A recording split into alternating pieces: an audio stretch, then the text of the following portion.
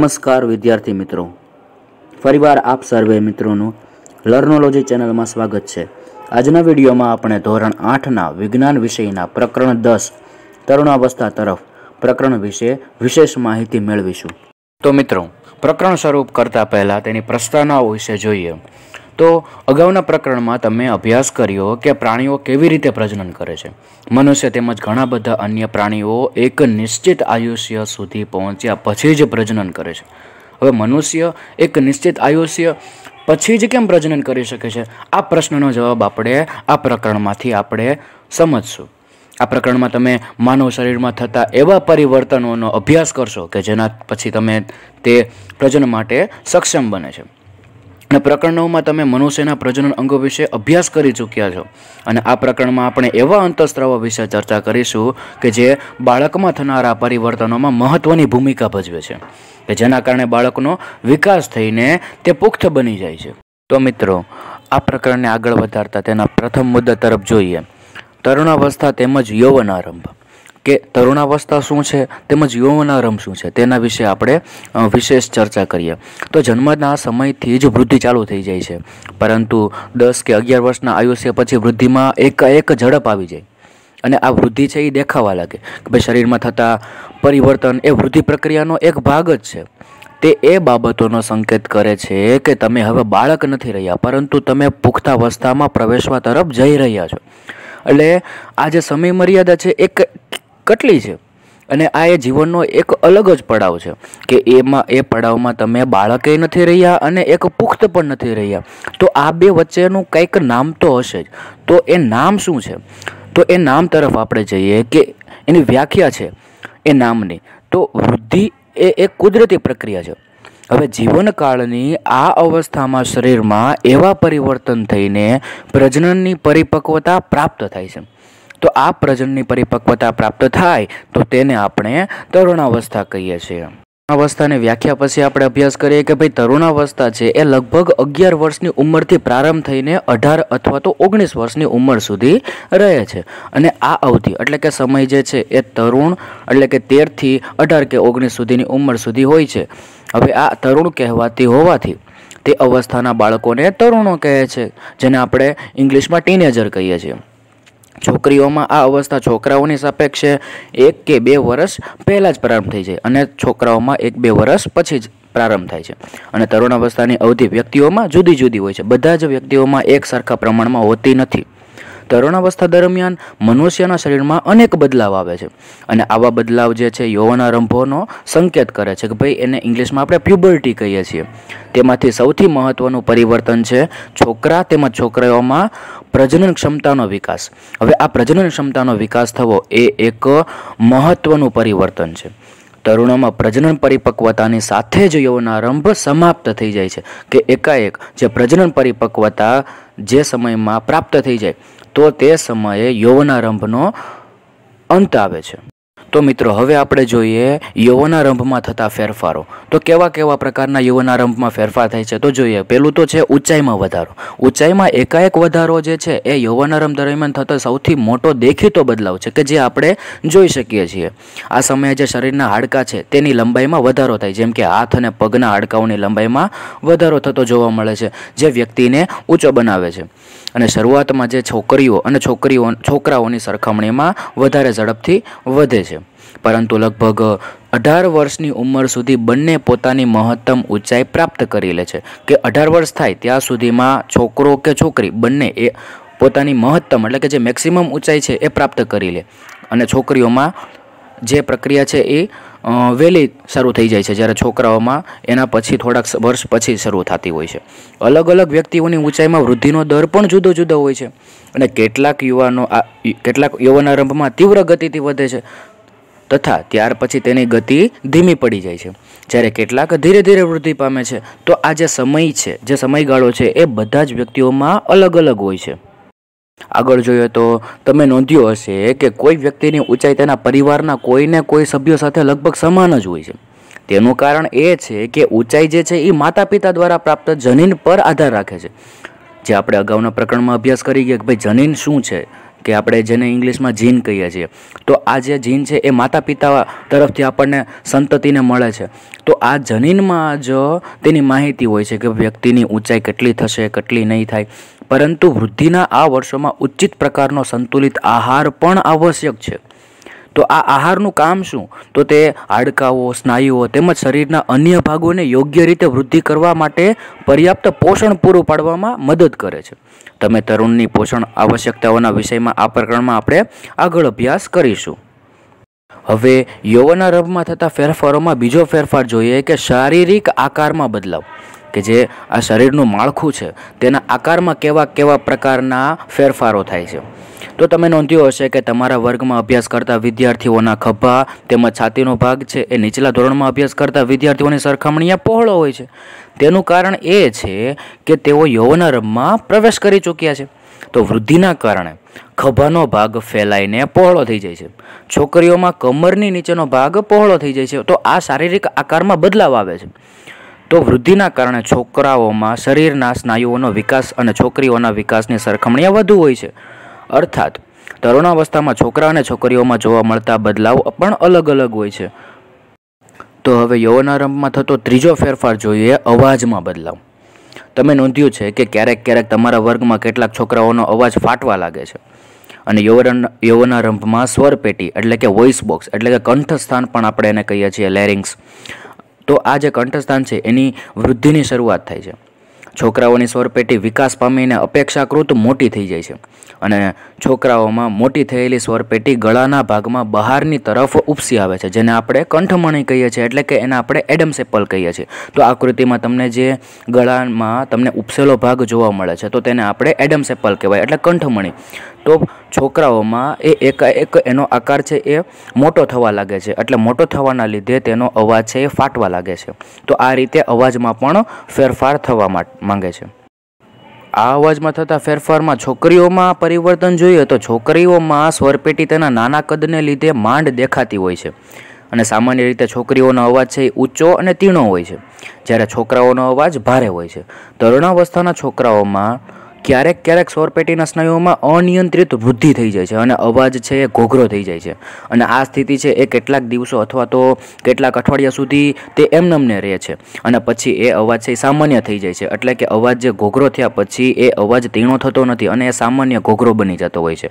અને સ્ત્રીઓમાં એનું જે સ્થાન છે અને એની જે સાઇઝ છે, એનું જે કદ છે એ એડમ્સ એપલનું કદ નાનું હોય છે, એટલે એમાં વધારે જગ્યા ન હોવાના કારણે એનો અવાજ તીણો જોવા મળે છે. હવે આગળના ફેરફારો જોઈએ તો પ્રસ્વેદ અને તૈલી ગ્રંથિઓની ક્રિયાશીલતામાં વધારો. હવે પ્રસ્વેદ અને તૈલી ગ્રંથિઓનો સ્ત્રાવ તરુણાવસ્થામાં વધી જાય છે. તે પ્રસ્વેદ અને તૈલી ગ્રંથિ એટલે કે પ્રસ્વેદ એટલે કે પરસેવો, અને તૈલી ગ્રંથિઓ જેવી કે જે આપણને જે ઓઇલી સ્કિન આપણે કહીએ છીએ, તો એ એક પ્રકારની તૈલી ગ્રંથિથી જ આપણને એ જોવા મળે છે. તો એનો જે સ્ત્રાવ છે એ તરુણાવસ્થામાં વધતો તમને જોવા મળતો હોય છે.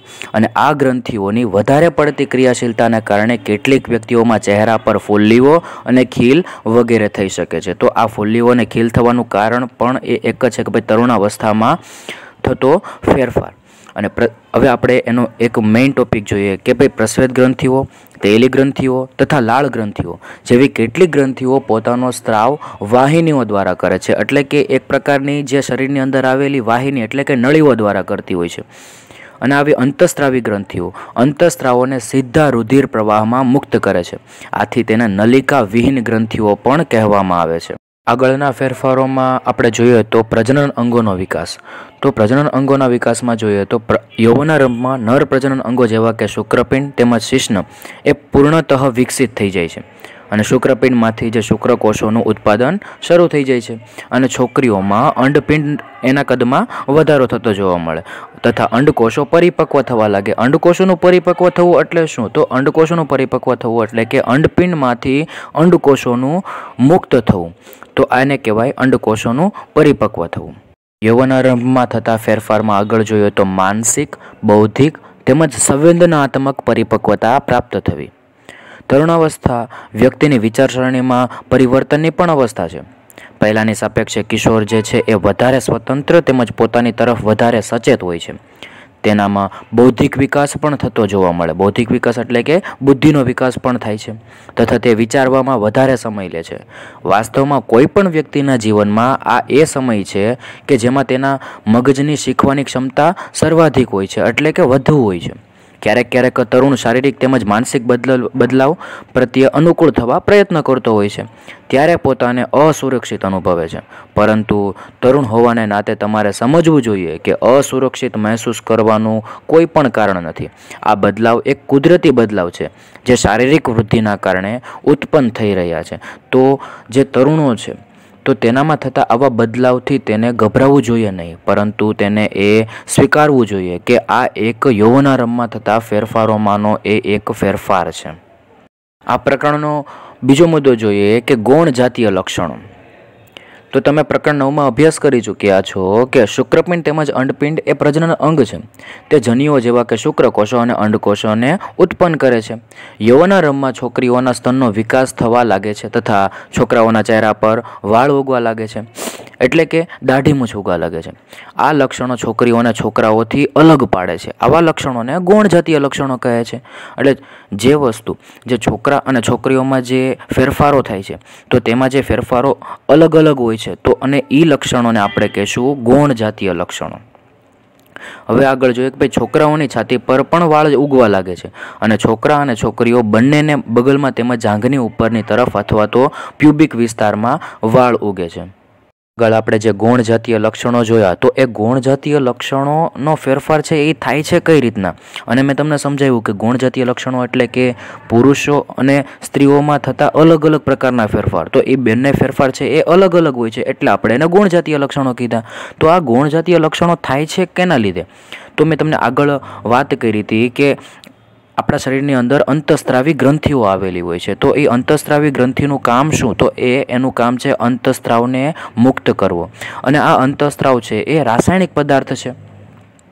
તો આ જે યૌવનારંભ છે તો યૌવનારંભની સાથે જ જે શુક્રપિંડ હતું તો એ શુક્રપિંડમાં નર અંતઃસ્ત્રાવ અથવા તો ટેસ્ટોસ્ટેરોનનું નિર્માણ ચાલુ કરી દે છે જે નરની અંદર હોય છે. અને આપણે જોયું હતું કે ભાઈ ટેસ્ટોસ્ટેરોન છે એનું કામ શું? તો ગૌણ જાતીય લક્ષણ તરીકે ટેસ્ટોસ્ટેરોનનું કામ છે ચહેરા પર વાળ ઉગવા, એટલે કે દાઢી મૂછનો વિકાસ થવો. તો એ ટેસ્ટોસ્ટેરોનનું કામ છે. પછી આપણે આગળ વાત કરી કે ભાઈ સ્ત્રીઓની અંદર જે માદા અંતઃસ્ત્રાવ રહેલો હોય તો એ માદા અંતઃસ્ત્રાવને આપણે ઇસ્ટ્રોજન પણ કહીએ છીએ. તો ઇસ્ટ્રોજન છે એ શું કામ કરશે? તો ઇસ્ટ્રોજન છે એ સ્તનનો વિકાસ કરશે અને સ્તનની અંદર જે દૂધસ્ત્રાવી ગ્રંથિઓ છે એનો પણ વિકાસ કરશે. હવે આ અંતઃસ્ત્રાવો જે બંને છે ઇસ્ટ્રોજન અને ટેસ્ટોસ્ટેરોન, તો એનું નિયંત્રણ કોણ કરે? તો એનું નિયંત્રણ જે મગજમાં આવેલી પિટ્યુટરી ગ્રંથિ કરશે. હવે પછીનો ટોપિક જોઈએ કે પ્રાજનનિક કાર્યોની શરૂઆત કરવામાં અંતઃસ્ત્રાવનો ફાળો. તો એનો મતલબ શું છે? તો પ્રાજનનિક કાર્યો એટલે કે પ્રજનન ક્ષમતા. તો એનો મેં તમને પહેલાં જ કીધું હતું કે તરુણ અવસ્થાનો મુખ્ય ઉદ્દેશ્ય શું? તો પ્રજનન અવસ્થા પ્રાપ્ત કરવી, એટલે પ્રજનન ક્ષમતા પ્રાપ્ત કરવી. તો આ જે પ્રજનન ક્ષમતા પ્રાપ્ત કરવા માટે અંતઃસ્ત્રાવ જરૂરી છે. તો એ અંતઃસ્ત્રાવનો ફાળો શું છે? તો જોઈએ કે અંતઃસ્ત્રાવી ગ્રંથિઓ અંતઃસ્ત્રાવને રુધિરમાં સીધા ઠાલવે છે, જેને આપણે નલિકા વિહીન ગ્રંથિ કીધી હતી. તો એનાથી તે શરીરના વિશિષ્ટ ભાગ અથવા તો લક્ષ્યાંક સ્થળ સુધી પહોંચી શકે. લક્ષ્યાંક સ્થળ એટલે કે જ્યાં એનું કાર્ય કરવાનું છે તો તેને આપણે કહીશું લક્ષ્યાંક સ્થળ. તો ત્યાં સુધી એ અંતઃસ્ત્રાવ પહોંચશે. હવે લક્ષ્યાંક સ્થળ અંતઃસ્ત્રાવ સાથે પ્રતિક્રિયા કરશે. આપણા શરીરમાં અનેક અંતઃસ્ત્રાવી ગ્રંથિઓ એટલે કે નલિકા વિહીન ગ્રંથિઓ છે. એટલે શુક્રપિંડ તેમજ અંડપિંડમાં જાતીય લક્ષણો એટલે કે જાતીય અંતઃસ્ત્રાવોને ઉત્પન્ન કરે છે. તમે હમણાં જ અભ્યાસ કર્યો કે આ અંતઃસ્ત્રાવો ગૌણ જાતીય લક્ષણો માટે જવાબદાર છે. અને જાતીય અંતઃસ્ત્રાવો પણ પિટ્યુટરી ગ્રંથિ દ્વારા સ્ત્રાવિત અંતઃસ્ત્રાવના નિયંત્રણમાં હોય છે. પિટ્યુટરી ગ્રંથિ અનેક અંતઃસ્ત્રાવોને ઉત્પન્ન કરે છે. એવું નહીં કે ટેસ્ટોસ્ટેરોન અને ઇસ્ટ્રોજન ઉત્પન્ન કરે. બીજી ઘણી પણ બધી અંતઃસ્ત્રાવી ગ્રંથિઓ છે જેનું નિયંત્રણ પિટ્યુટરી ગ્રંથિ કરે છે. તો પિટ્યુટરી ગ્રંથિમાંથી એક અંતઃસ્ત્રાવ અંડપિંડમાં અંડકોષ તેમજ શુક્રપિંડમાં શુક્રકોષોના પરિપક્વતાને નિયંત્રિત કરે છે. તો આપણે પિટ્યુટરી ગ્રંથિને આપણે નિયંત્રિત ગ્રંથિ પણ કહી શકીએ છીએ.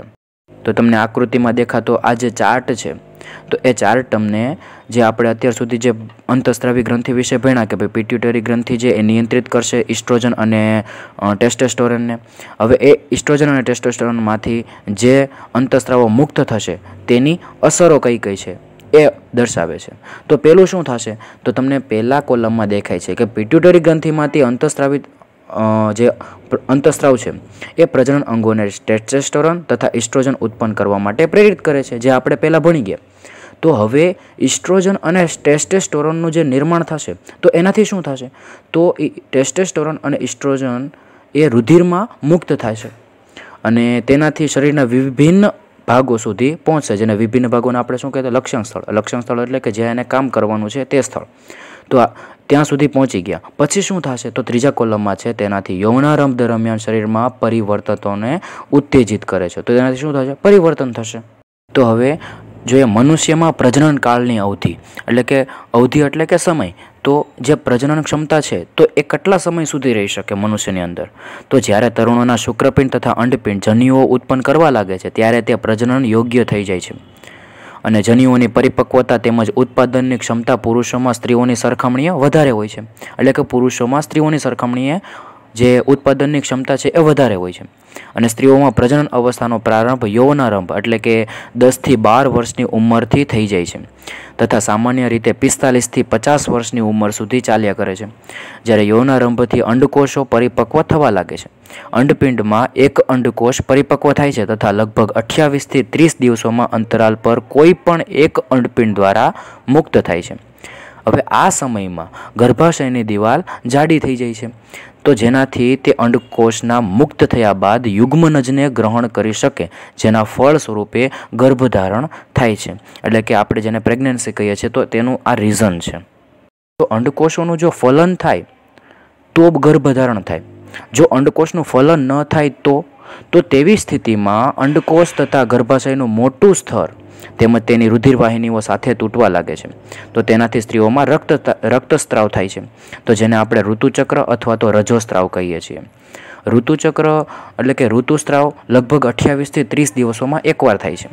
પહેલો ઋતુસ્રાવ છે એ યૌનારંભની શરૂઆતમાં થાય છે, જેને રજોદર્શન કહે છે। એટલે કે પ્રથમ વખત જ્યારે ઋતુસ્રાવ થાય તો તેને આપણે રજોદર્શન કહીએ છીએ અને લગભગ એ 45 થી 50 વર્ષની ઉંમર સુધી આ ઋતુસ્રાવ થતો હોય છે અને જ્યારે એ ઋતુસ્રાવ થવાનું બંધ થાય તો તેને રજો નિવૃત્તિ કહે છે।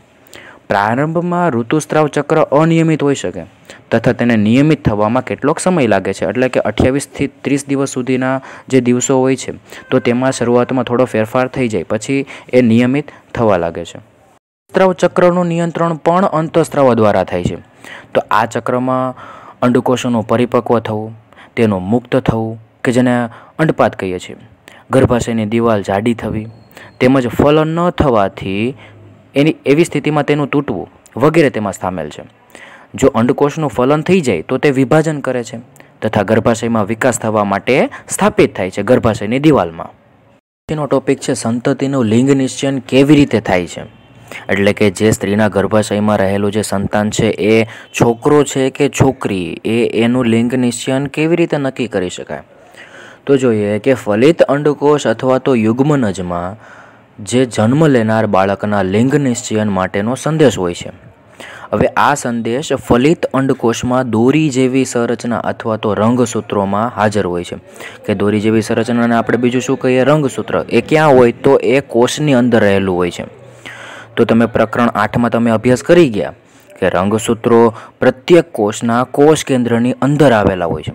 તો બધા જ મનુષ્યના કોષોના કોષ કેન્દ્રમાં 23 જોડ રંગસૂત્ર આવેલા હોય છે કે મનુષ્યમાં 23 જોડ રંગસૂત્ર હોય છે। 23 જોડ એટલે કે ટોટલ 46। તો 23 જોડમાંથી જે 23મી જોડ હોય છે તો તેને આપણે લિંગી રંગસૂત્રો કહેવાય છે। તો 23મી જોડ એટલે કે એની અંદર 2 રંગસૂત્ર હોય। તો પુરુષની અંદર એ 2 રંગસૂત્રોમાં એક X હોય અને એક Y હોય, જ્યારે સ્ત્રીની અંદર ફક્ત ને ફક્ત એક X જ હોય છે, જે લિંગી રંગસૂત્રની વાત કરીએ એની અંદર કે અને જ્યારે જે જનીન જે રંગસૂત્ર હોય છે, જે સામાન્ય રંગસૂત્ર હોય છે એની અંદર 2 X હોય છે, જ્યારે લિંગી રંગસૂત્રની અંદર સ્ત્રીઓમાં એક જ X રંગસૂત્ર હોય છે। તો આ જે ફલિત અંડકોષ એટલે જે કીધું કે ફલિત અંડકોષમાં હંમેશા એક X રંગસૂત્ર આવેલું હોય છે। કીધું એમ કે પરંતુ શુક્રકોષો 2 પ્રકારના હોય છે, જેમાંથી એક પ્રકારના શુક્રકોષોમાં X રંગસૂત્ર તેમજ બીજા પ્રકારના શુક્રકોષની અંદર Y રંગસૂત્ર આવેલું હોય છે। અને તમે બાજુમાં આકૃતિ તમે જોઈ શકો છો। તો આકૃતિમાં જો બોયની અંદર એક્સ અને વાય છે, જ્યારે ગર્લ્સની અંદર એક્સ અને એક્સ છે, એટલે કે ડબલ એક્સ હોય, જ્યારે બોયઝની અંદર એક્સ અને વાય હોય છે। તો આકૃતિને જોતાં તમને ખબર પડશે કે જ્યારે એક્સ રંગસૂત્રવાળો શુક્રકોષ અંડકોષનું ફલન કરે છે તો યુગ્મનજમાં 2 એક્સ રંગસૂત્ર થઈ જાય, કે જે બોયઝની અંદરથી એક એક્સ હોય અને ગર્લ્સમાંથી ઓબ્વિયસલી એક એક્સ તો આવવાનું જ છે। તો એક્સ અને એક્સ ભેગા થઈને શું બનશે, તો એ માદા શિશુમાં વિકાસ થશે। જ્યારે બોયઝની અંદર રહેલો જે વાય રંગસૂત્ર અને ગર્લ્સની અંદર તો ઓબ્વિયસલી એક્સ જ આવવાનું છે, તો એક્સ અને વાય જો યુગ્મનજ બનશે તો ઓબ્વિયસલી એ નર શિશુમાં રૂપાંતરિત થશે। અત્યાર સુધી આપણે જે વાત કરી કે ટેસ્ટોસ્ટેરોન અને ઇસ્ટ્રોજન, તો એ ટેસ્ટોસ્ટેરોન અને ઇસ્ટ્રોજન જે અંતઃસ્રાવ હતા એ જે ગૌણ જાતીય લક્ષણ હતા। તો હવે એ ગૌણ જાતીય સિવાય ઘણા એવા લક્ષણો છે જે સ્ત્રી અને પુરુષની અંદર સમાન છે, તો તેને આપણે કહેશું લિંગી અંતઃસ્રાવો સિવાયના પણ અન્ય અંતઃસ્રાવ હોય છે। તો કયા કયા છે, તો જોઈએ કે પિટ્યુટરી ગ્રંથિ દ્વારા સ્ત્રાવતા અંતઃસ્રાવો જનનના અંગોને અનેક અંતઃસ્રાવો ઉત્પન્ન કરવા માટે ઉત્તેજિત કરે છે। તમે અભ્યાસ કરી ચૂક્યા છો કે પિટ્યુટરી ગ્રંથિ એક અંતઃસ્રાવી ગ્રંથિ છે જે મગજ સાથે જોડાયેલ હોય છે। પિટ્યુટરી ગ્રંથિ શુક્રપિંડ તેમજ અંડપિંડ સિવાય આપણા શરીરમાં રહેલા જે સ્વાદુપિંડ, થાઇરોઇડ તેમજ એડ્રિનલ જેવી કેટલીક અન્ય અંતઃસ્રાવી ગ્રંથિઓ પણ આપણા શરીરની અંદર આવેલી હોય, જે તમે આકૃતિમાં જોઈ શકો। જે મગજમાં છે તેને આપણે પિટ્યુટરી ગ્રંથિ કહેવાય, ગળામાં થાઇરોઇડ ગ્રંથિ, પછી તમને જે કિડની દેખાય છે તો તેની ઉપર આવેલી એડ્રિનલ ગ્રંથિ, પછી પેનક્રિયાસ એટલે કે સ્વાદુપિંડ, અને જે આપણે અત્યાર સુધી અભ્યાસ કરી ગયા જે શુક્રપિંડ તો તેને ઇંગ્લિશમાં ટેસ્ટિસ કહેવાય, જ્યારે અંડપિંડને આપણે ઓવેરી કહેવાય। મુખ્ય પુસ્તક પ્રમાણે એક વાર્તા આપેલી છે કે બુઝો અને પહેલીની યાદ છે જ્યારે તે તેની માસીને ઘરે ગયા હતા, જે ડૉક્ટર હતા, ત્યારે તેણે ત્યાં કાકા નામના છોકરાને જોયો। તેનું ગળું વધારે પડતું ફૂલેલું હતું। તેમની માસીએ તેમને જણાવ્યું કે કાકા ગોઈટર નામના રોગથી પીડાતો હતો, જે થાઇરોઇડ ગ્રંથિનો રોગ હતો। કાકાની થાઇરોઇડ ગ્રંથિ થાઇરોક્સિન અંતઃસ્રાવ ઉત્પન્ન કરતી ન હતી। તો હવે તમને ખબર પડવી જોઈએ કે ભાઈ થાઇરોઇડ ગ્રંથિ છે શેનો અંતઃસ્રાવ, કયો અંતઃસ્રાવ ઉત્પન્ન કરે, તો એ છે થાઇરોક્સિન અંતઃસ્રાવ। તો તેમની માસીએ એ પણ જણાવ્યું કે તેમના માસા મધુપ્રમેહથી પીડાય છે।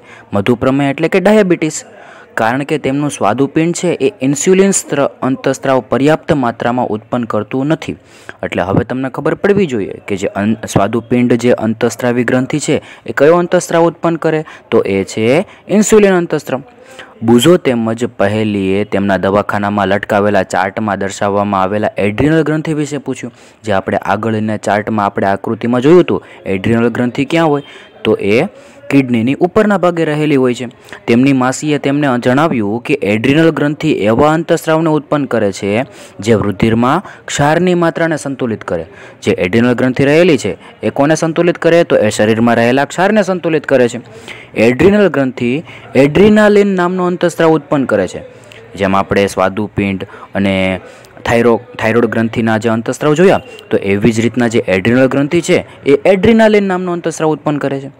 એડ્રિનાલિન અંતઃસ્રાવ શું નિયંત્રણમાં રાખે, તો એડ્રિનલ અંતઃસ્રાવ છે એ ગુસ્સો, ચિંતા, ઉત્તેજના, તો આ બધી અવસ્થામાં તણાવની સ્થિતિને નિયંત્રણમાં રાખવાનું કાર્ય કોણ કરે, તો એ એડ્રિનાલિન અંતઃસ્રાવ એ નિયંત્રણનું કાર્ય કરે છે।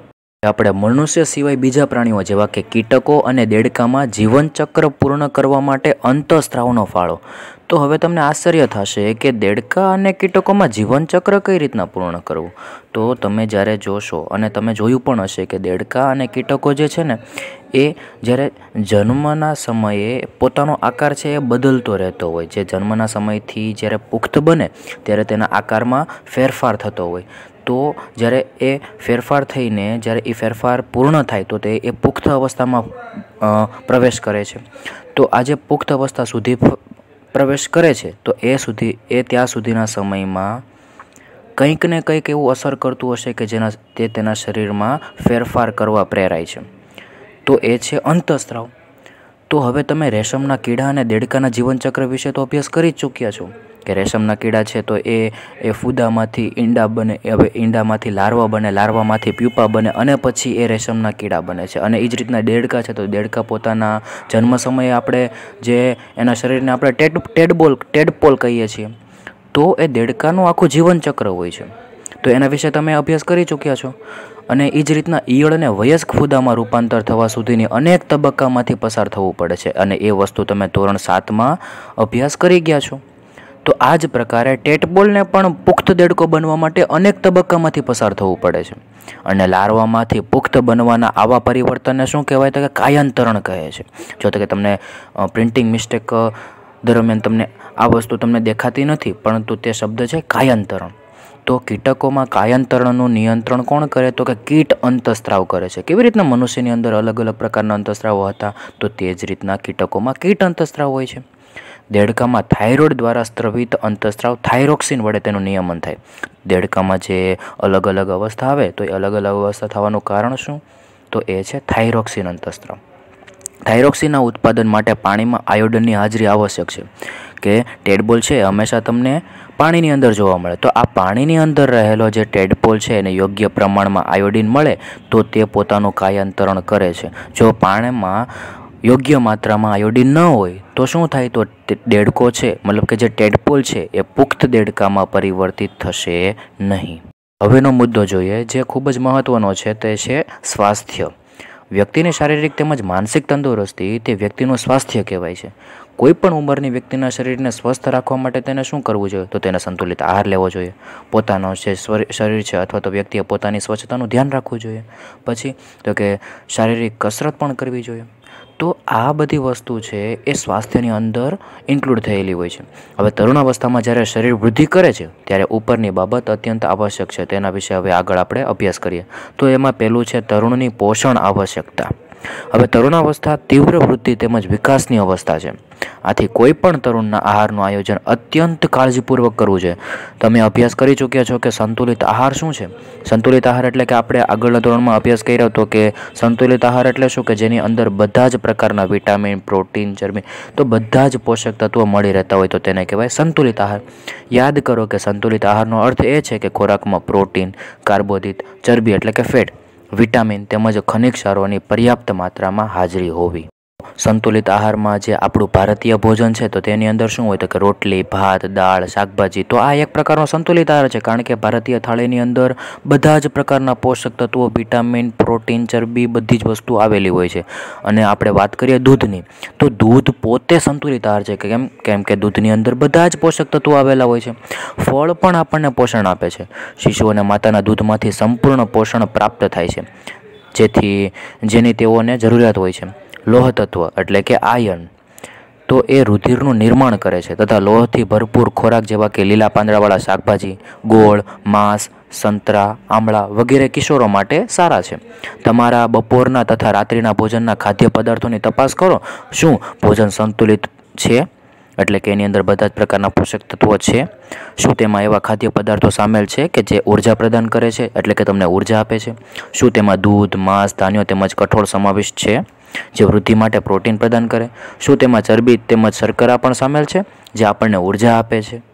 શું ફળ અને શાકભાજી જે છે તો તેને આપણે રક્ષણાત્મક ખોરાક કહી શકાય. હા, 100% કહી શકાય, કારણ કે ફળ અને શાકભાજી છે આપણને બધા જ પ્રકારના પોષક તત્વો પ્રદાન કરે છે. હવે આગળ જોઈએ કે ભાઈ ચિપ્સ તથા પેકિંગ ફૂડ અથવા તો જે ડબ્બામાં બંધ ખોરાક હોય છે, શું તેને આપણે નિયમિત ખોરાક લઈ શકાય? ના, ક્યારેય ન લઈ શકાય નિયમિત તરીકે, કારણ કે એ સ્વાદિષ્ટ હોય છે પરંતુ તેની અંદર યોગ્ય માત્રામાં પોષણ તત્વો જે છે એ પર્યાપ્ત માત્રામાં હોતા નથી. તો તમને આકૃતિમાં જે ચિત્રો તમને દેખાડેલા છે, ફ્રૂટ છે, વેજીટેબલ્સ, મીટ, મિલ્ક, ગ્રેઇન્સ, તો આ બધી વસ્તુ છે તો તેને આપણે નિયમિત ખોરાક તરીકે લઈ શકાય. સ્વાસ્થ્યની અંદર આગળ જોઈએ તો વ્યક્તિગત સ્વચ્છતા. પ્રત્યેક વ્યક્તિએ દરરોજ સ્નાન કરવું જોઈએ. કિશોરો માટે આ અત્યંત જરૂરી છે, કારણ કે પ્રસ્વેદ ગ્રંથિઓની વધુ પડતી સક્રિયતાથી શરીરમાં દુર્ગંધ ઉત્પન્ન થાય છે. શરીરના બધા જ ભાગોને સ્નાન કરતી વખતે સારી રીતે સાફ કરવા જોઈએ. જો સફાઈ ન રાખવામાં આવે તો બેક્ટેરિયલ સંક્રમણ એટલે કે ચેપ થવાનો ખતરો રહે છે. છોકરીઓએ ઋતુસ્રાવ દરમિયાન સફાઈનું વિશેષ ધ્યાન રાખવું જોઈએ. તેઓએ પોતાના ઋતુચક્રનું ધ્યાન રાખીને તેની માટે તૈયાર રહેવું જોઈએ. સેનેટરી નેપકિન અથવા તો સ્વચ્છ ઘરગથ્થુ પેડનો ઉપયોગ કરવો જોઈએ. જરૂરિયાત પ્રમાણે દર 4 થી 5 કલાક પછી તેને બદલવા જોઈએ. સ્વાસ્થ્યની અંદર પછીનો મુદ્દો જોઈએ તો તે છે શારીરિક વ્યાયામ. ખુલ્લી હવા એટલે કે તાજી હવા. તો ખુલ્લી હવામાં ફરવું તથા રમવું ચુસ્ત તેમજ સ્વસ્થ રાખે છે આપણને. બધા જ તરુણ શરીરને, છોકરાઓ તેમજ છોકરીઓએ બહાર ફરવું જોઈએ, વ્યાયામ કરવો તથા રમવું જોઈએ. હવે તમને આગળ વાત કરું જે અત્યારના સમય માટે એ એક ખોટી માન્યતાઓ અત્યારે જે પૌરાણિક સમયમાં ગણાતી હતી, તો તે કઈ હતી? તો ઋતુસ્રાવના સમયે જો કોઈ છોકરી કોઈ છોકરાને જુએ તો તે ગર્ભવતી બની જાય છે. તો તે સનાતન સત્ય નથી, તે બિલકુલ ખોટું છે. આગળ જોઈએ તો ભાઈ સંતાનની જાતિ માટે માતા જવાબદાર છે.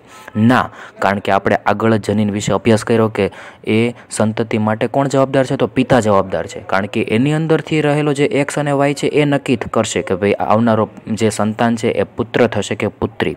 તો આ માન્યતા પણ ખોટી છે.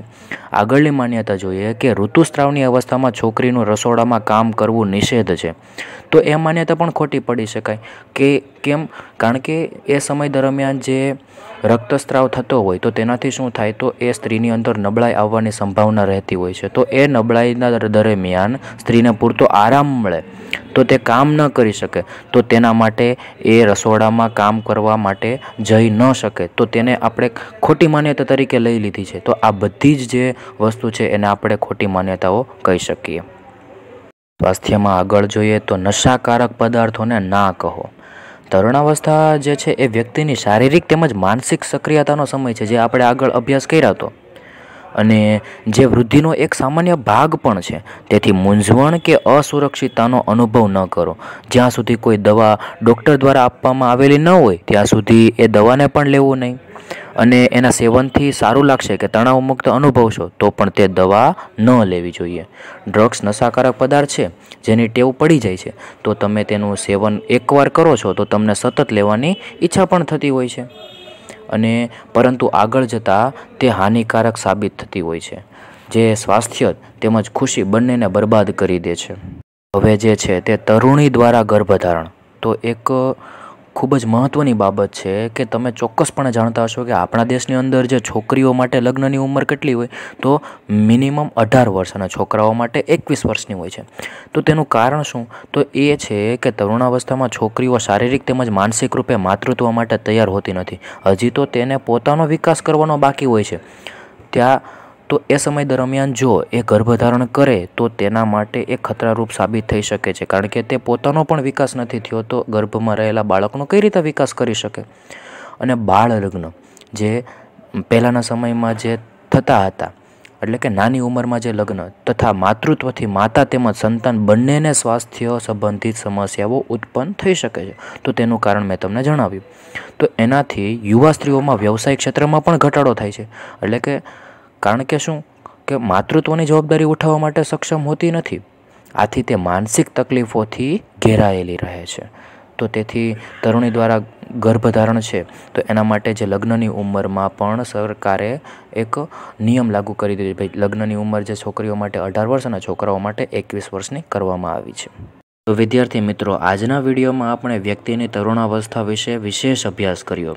જો આ વિડીયો તમને યોગ્ય તેમજ મદદરૂપ થયો હોય તો આ લર્નોલોજી ચેનલને સબસ્ક્રાઈબ કરો તથા વિડીયોને લાઇકનું બટન દબાવીને તમારા બીજા મિત્રોને પણ શેર કરો, જેનાથી તેને પણ મદદરૂપ થઈ શકે. આ સાથે આજના વિડીયોને પૂર્ણ કરીએ. આભાર.